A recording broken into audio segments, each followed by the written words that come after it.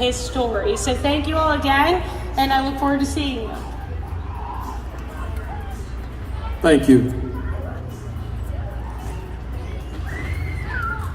March 1, 2018, my wife and I should have been having dinner with our daughter in Delray Beach, Florida. Instead of that, we had her memorial service in Hagerstown, Maryland. Leah Renee Straley passed away from fentanyl poisoning on Valentine's Day of 2018.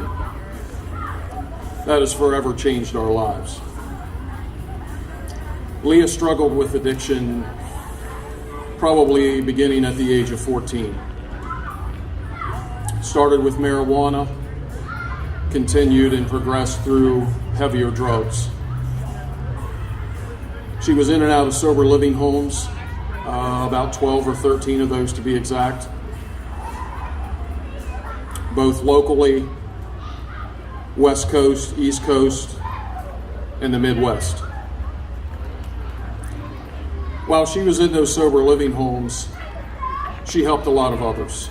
She helped her peers. She encouraged her peers. I would say today, when you have your friends, for those that are in sober living and recovery, lean on your friends. Lean on your loved ones. Leah knew that she was loved. She was loved by her family. As a matter of fact, the last time that I gave my daughter a hug was at the airport on February 10th, 2018. Like I did many times before, I put my hands on her shoulders and I looked her in the eye and I said, Leah, your biggest fans are at home. We love you and we believe in you. She said, I know, Dad. And we embraced. From there, she was on an airplane.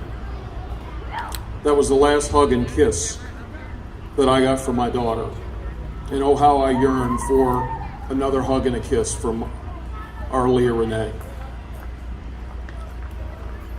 When I got the news at 9:02 a.m. on Valentine's Day of 2018 that there were 2 Pennsylvania police officers at my work that wanted to talk with me,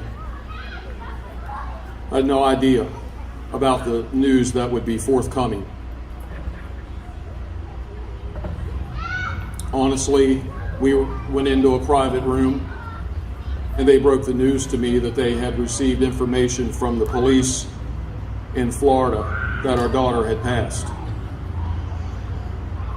I don't remember much after that. The only thing I do remember is I had to get to Hagerstown to inform my wife.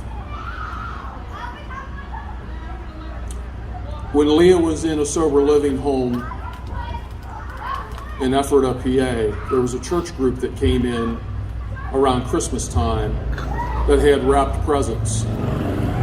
Leah would be the type that would stand back and let all the other ladies take the nicely wrapped presents. And they did. There was one other present there on the floor. It was in a garbage bag. She took that. She took that present. Inside that, it was filled with essentials, gift cards, toothpaste, hair comb, hairbrush, so on and so forth. When our daughter passed, we wanted to do something. At that point, we didn't know what, to honor our daughter.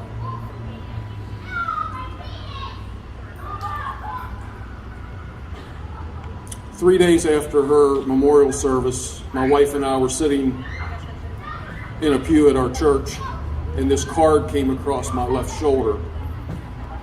And on the card it said, "Be a voice." I didn't know what that meant, and I turned around. It was a dear friend of ours that would typically sit behind us. And she smiled and she winked at me and nodded like, "You'll know what to do with this." At that point I didn't, but I kept that card. And I put that card in our walk-in closet. And every morning I would look at that, and every evening I would look at that, and I would pray on it. Months passed. Every day I would repeat it. Finally, one day I was coming home from work, And there was a voice, I can't say it was a loud audible voice, but there was a voice in my head that said, recreate the bag. And I said to myself, recreate the bag. And then all of a sudden it hit me. The bag that Leah had received at the sober living home in Ephrata. We needed to recreate that bag for other ladies that were in sober living. And so we did. And we bought in bulk, and I rushed home and I told my wife, I said, we need to recreate the bag, only the bag's not going to be a garbage bag. It'll be a reusable purple drawstring bag, and it's going to be filled with essentials. Because those of us that have never experienced an addiction or have been in recovery, we have no idea, and I can only speak for myself, I have no idea what you go through. But I do know this, that lots of times when people go into recovery and into sober living, what they have is the only thing they have is on their backs. And so we wanted to provide essentials.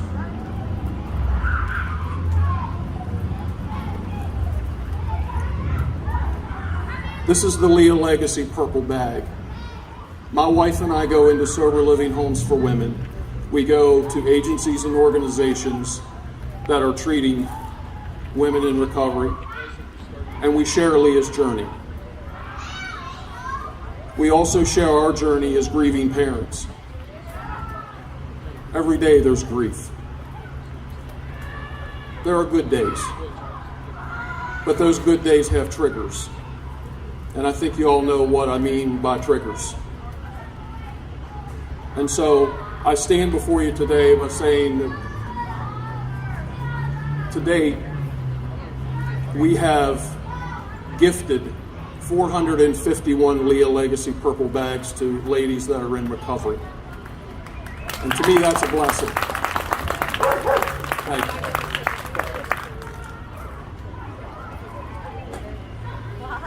We always buy in bulk. All the bags have to be the same. So we were running out of room in our house. As you can imagine, 40 some items in this bag with buying in bulk. And in the winter months, we supplement the bag with a nice blanket, a nice bath towel, hats and scarves. We were running out of room. We were shoehorning everything in our house. And so I said we needed a building. And we were blessed that during COVID, we were able to build the Leah Legacy Operations Center to house all of our operations of our Daughters Memorial Foundation. LeahsLegacy.net is the website. That was the first chapter, really. Well, actually, it was the second chapter. The first chapter was actually creating the foundation. The second chapter was building the operations center. And then last year we took ownership of my aunt and uncle's property. My aunt unexpectedly passed away, and they lived next door. And we created Leah's Gathering Place.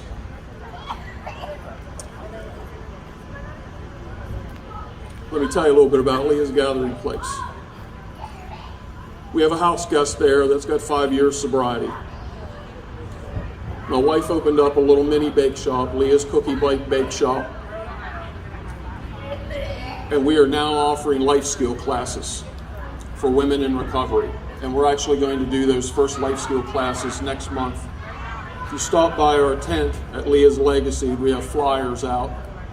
So the first go around with our life skill classes is basic finances, checking account, savings account, how to acquire a debit card, the basics. Again, I may take that for granted. A lot of folks don't understand or have the basics, and we're here to help. Future classes will be cooking and baking, basic house cleaning, so on and so forth. We can accommodate up to about 12 ladies in the gathering place. And if we have to repeat the classes, we have every intentions of doing that as well. but it's been a real blessing. See, we've turned calamity into comfort. We've turned misery into our mission. Our pain has brought us a passion, and that passion is Leah's Legacy Foundation. We both have full-time jobs, but this is our passion. A lot of other things have been secondary with the passing of our daughter.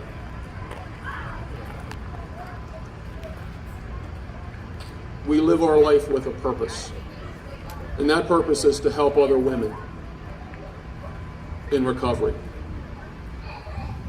just like our Leah. So with that, I say thank you. I will say this, if you visit our tent, this is a copy of my book that I wrote. It details Leah's journey. It details our grief as parents, the struggles that we went through. Honestly, as parents, we were ignorant to the fact of addiction. We really didn't learn a whole lot about addiction until after her passing. And a little bit about our future. So I would encourage you to stop by our tent just to say hello. We have some things over there for sale. All the proceeds go towards Leah's Legacy Foundation. My wife just baked freshly baked cookies about 2 hours ago from her bakery.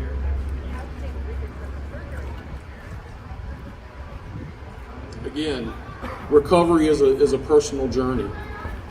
Recovery is a battle. So is grief. So I would just issue these two words. Hold on.